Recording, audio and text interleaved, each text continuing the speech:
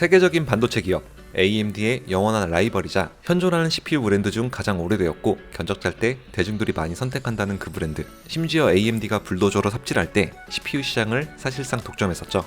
그 브랜드는 바로 인텔입니다. 오늘은 세계적인 반도체 기업 인텔에 대해 알아보겠습니다.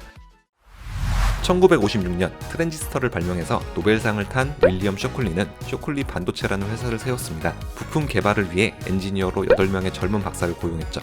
이 이후에 있었던 일은 AMD의 역사 영상을 보셨다면 잘 아실 겁니다. 인텔과 AMD는 같은 회사에서 갈라진 브랜드이기 때문에 회사 설립 이전의 역사는 거의 비슷하지만 저번 역사 영상을 안 보신 분들을 위해 다시 한번 설명하겠습니다. 회사 경영 방식 때문에 쇼클리와 큰 갈등을 겪게 된 엔지니어들은 입사 1년 만에 퇴사하고 페어차일드 반도체를 설립했는데 엔지니어들의 행보에 대해 쇼클리는 배신자라 깠고 이들은 지금까지 8인의 배신자라 불리게 되었습니다. 이후 페어차일드 반도체는 아날로그 직접 회로 시장을 장악하는 등 여러 활약을 했지만 이번에도 직원들과 경영진 사이 다툼이 벌어져 퇴사하는 사람들이 빗발쳤죠. 이때 퇴사한 사람들은 실리콘밸리의 수많은 회사들을 창립했는데 이 사태에 대해 페어차일드 런이라는 이름이 붙었습니다.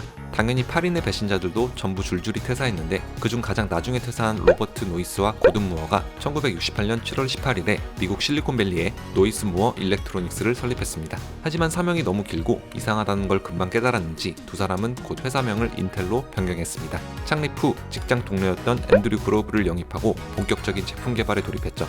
초창기 인텔은 메모리 반도체 시장을 주 업무로 삼았습니다. 창업 후 2년간은 제대로 된 성과는 없었죠. 하지만 1970년에 출시한 인텔 1103이라는 D램이 대박나면서 인텔은 유명 메모리 회사로 자리 잡았고 이를 기점으로 1971년에 상장하고 설립 최초로 흑자 전환을 하게 됩니다. 그 후 인텔은 인텔 4004를 출시하면서 CPU 시장에도 진출했죠. 물론 다른 회사한테 성능이나 가성비에 밀려 CPU 시장에서도 8년 정도 성과를 거두지 못했습니다. 하지만 1979년에 출시된 8088이 IBM 컴퓨터의 CPU로 채택되면서 메모리 반도체와 CPU는 인텔의 수익을 책임지는 주요 산업이 되었습니다. 32비트로 넘어가면서 80386, 80486을 잇따라 내놓고 큰 성공도 거두었죠. 그러나 1980년대가 되면서 인텔은 큰 위기를 겪게 되었습니다. 맨 처음은 일본의 미국 진출이었죠. 1983년 일본 기업들이 일본 정부를 등에 업고 반도체 시장에 진출했습니다. 이 기업들은 반도체를 미친듯이 저렴한 가격에 풀었는데요. 1년 뒤에는 메모리 가격이 40%나 폭락하면서 미제와 일제 반도체 간 치킨 게임이 벌어지게 되었습니다. 그 결과 인텔은 원가조차 회수하지 못하게 되었습니다. 그뿐만 아니라 AMD를 비롯한 타사에서 인텔 CPU와 호환되고 더 저렴한 클론칩을 잔뜩 내놓은 것도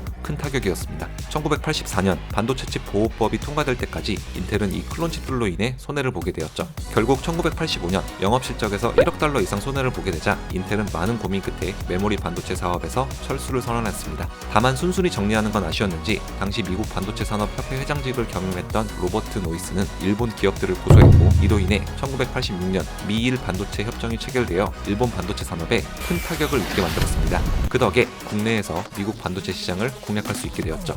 이 승소 사례 때문인지 이때부터 인텔은 고소를 남발하게 됩니다. 반도체 칩 보호법이 통과되자마자 클론칩을 생산하던 회사들을 모조리 고소해버린 거죠. 이 소송에서 인텔이 얻은 것은 수많은 회사들이 소송 비용 때문에 클론칩 생산을 포기한 것밖에 없었습니다. 물론 역설계를 이용한 제품 개발은 합법이었기 때문에 AMD, 사이릭스 등 일부 회사들은 소송을 끝까지 진행했고 죄다 인텔이 패소했죠. 게다가 이 무차별 소송 때문에 반독점법 위반 의혹이 제기되어 역으로 고소당했고 몇십억에 달하는 합의금을 불어주기도 했습니다. 또한 AMD와 486 제품의 상표권을 두고 8년 동안 벌였던 분쟁에서도 패소했는데 숫자로 된 이름은 독점할 수 없다는 것이 그 이유였습니다.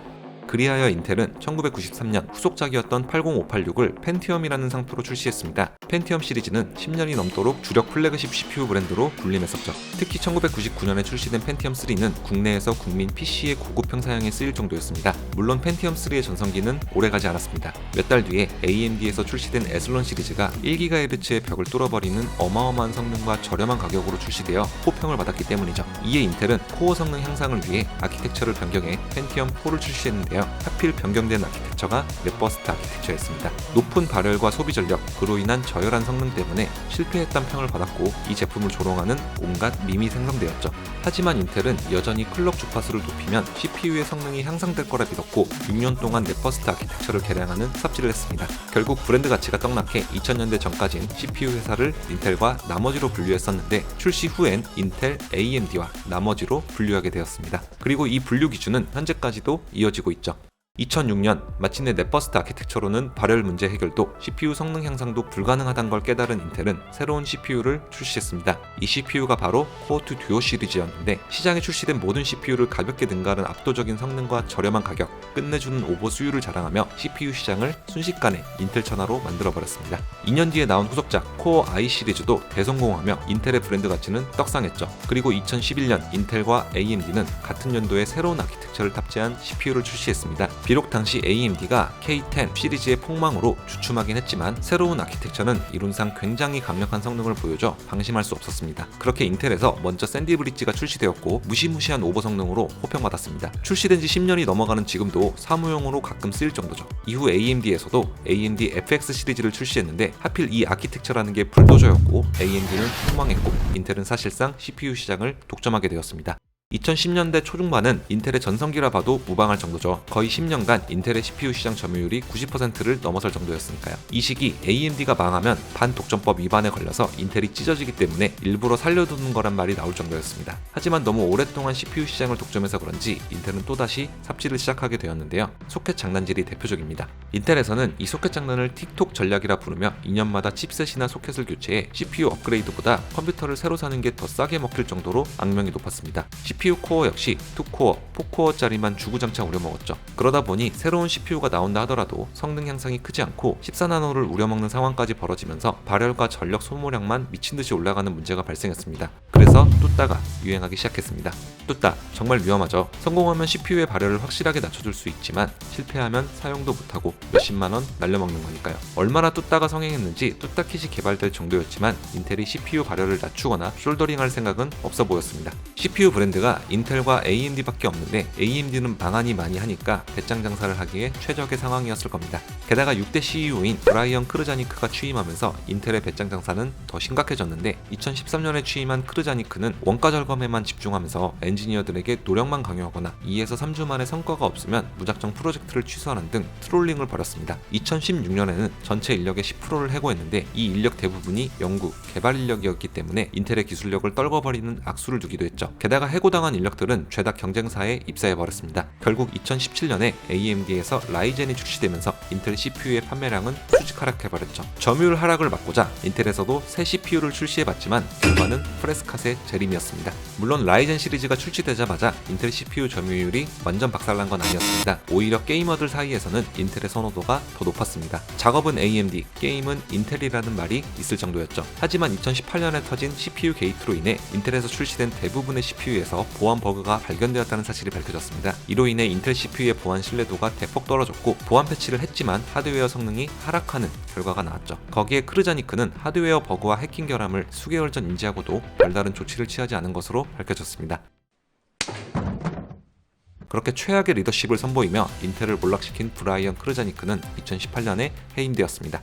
2019년 크르자니크 해임 이후 CEO 대행을 맡던 로버트 스완이 정식 CEO로 임명되었습니다. 하지만 이미 최악이었던 인텔의 상황은 나아지지 않았고 2020년 브랜드 가치 순위에서 55위를 기록해 13년 전과 비교해 42계단이나 추락하는 굴욕을 겪었죠. 게다가 14나노 공정 장기와 10나노, 7나노 공정칩 지연으로 인해 인텔의 상황은 점점 악화 중이었습니다. 결국 엔지니어 출신인 팻 겔싱어가 CEO로 초빙되었고 샌디 브릿지 개발에 참여했던 개발진들까지 다시 영입하여 이 상황을 만회하기 위해 노력한 결과 2021년에 출시된 12세대 코어는 몇몇 영역에서 전작의 2배에 달하는 성능 향상을 보여주고 라이젠 젠3보다 성능 우위를 보이며 반격에 성공했습니다. 보급형 라인업도 잔뜩 출시해서 가성비 측면에서도 좋은 면을 보여줬었죠. 후속작인 13세대 역시 젠4에 비해 높은 성능을 보여주고 전작에 비해 개선된 전성비를 보여주며 CPU 점유율에서 1위를 차지할 수 있었습니다. 물론 발열 문제는 여전했습니다. 고스펙으로 갈수록 공랭으로는 쿨링이 커버가 안 될 정도라 수랭이 권장됐으니까요. 그래서 이 시기부턴 CPU 언더볼팅이 유행하게 되었습니다. 그리고 몇 달 전 인텔 14세대가 출시되었죠. 출시 전에는 인텔이 2연속 성공을 거뒀다 보니 14세대를 기대하는 사람들이 많았을 겁니다. 결과는 영 좋지 않았습니다. 하나의 세대라고 불릴 자격이 없다. 인텔 사실상 13.5세대 CPU 출시 같은 혹평을 받았을 정도였죠. 다음 세대랑 성능 면에선 별 차이 없는데 클럭과 전력 소모 빼곤 바뀐 게 하나도 없었다는 게 가장 큰 원인이었습니다. 게다가 더 심각해진 발열 문제로 돌아온 것도 혹평에 한몫했습니다. 물론 전작에 비해 전성비가 좋아졌고 i7에 2코어 4개가 추가되어 멀티스레드 작업 시 가성비가 좋아졌다는 평가가 있는 걸 보면 완전히 망한 것은 아닙니다. 그리고 다음 세대부터는 공정 미세화 작업을 통해 CPU 전력 소모를 줄이고 성능을 향상시킬 거라는데 그걸 위해 CPU 시리즈명도 i 시리즈에서 울트라 시리즈로 변경될 예정이죠. 루머에 의하면 15세대 CPU는 최대 40코어를 지원하고 AMD와 비슷한 수준으로 전성비를 끌어올릴 거라고 하는데 인텔이 이번엔 얼마나 외계인을 잘 고문할 수 있을지 기대해봐도 좋겠죠? 이렇게 저희는 인텔의 역사에 대해 알아보았습니다. 1968년부터 지금까지 약 55년간 인텔은 높은 CPU 점유율을 확보했었고 지금까지도 AMD와 함께 CPU 시장을 양분할 정도로 큰 영향력을 보여주고 있습니다. 게다가 2022년부터는 외장 GPU 사업에도 진출해 인텔 아크를 출시하기도 했는데 비록 지금은 그래픽카드 시장을 사실상 엔비디아가 독점하는 추세다 보니 잘 알려지진 않았고 드라이버 개선이 필요하지만 메인스트림 최적화의 마지노선이나 기준점의 위치로 자리 잡고 있죠. 현재는 글로벌 기업으로서 미국에 본사를 두고 있고 호주, 캐나다, 브라질, 중국, 이집트, 독일, 우리나라 등 약 40개국 이상의 국가에 지사를 두고 있죠. 현재 시가총액은 약 2043억 달러로 원화로 계산하면 약 270조 원에 달한다고 합니다.